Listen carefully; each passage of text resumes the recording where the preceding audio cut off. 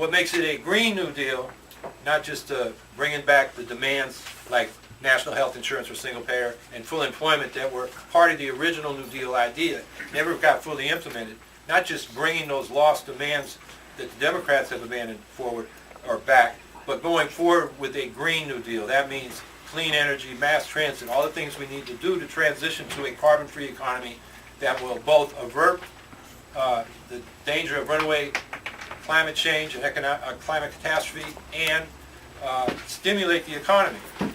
Now, both the Democrats and Republicans, their solution to everything now is tax cuts. That means tax cuts for the rich, and that's a recipe for a vicious cycle of debt and depression because consumer demand is down, the consumers are over indebted, they're not spending, business won't invest because they don't see the consumer. The only thing that can get aggregate demand back up is government spending. And we're going to get that money from the rich who haven't been paying their taxes. Yeah. That's how we pay for the Green New Deal. And I'll give you some numbers. There's a stock transfer tax. It's worth $16 billion a year now. It's about 1/20th of 1% on a stock trade, a few pennies. Last year, they accounted for $16 billion in income that they rebated automatically back. That tax started in 1915 until 81, they kept it, and then they have been giving it back ever since.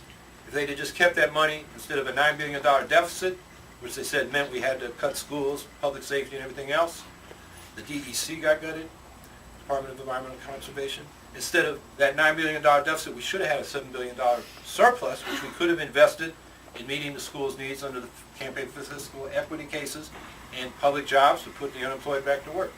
Why do they say we have to cut? Because they want to protect some other cuts, and those are the tax cuts for the rich. Stock transfer tax. Another tax I advocate is a banker's bonus tax. 50% on the $20 billion in cash bonuses they paid themselves, a few thousand wheeler dealers on Wall Street, with the bailout money that was in trillions of dollars they got from the Fed and are still getting. They should pay some taxes on that. That's $10 billion. And then the income tax structure. In 1972, we had 15 brackets, and it was progressive right through the income spectrum. Under the first Cuomo administration, it got flattened out. So it's progressive, and then it flattens out even before you get to middle income.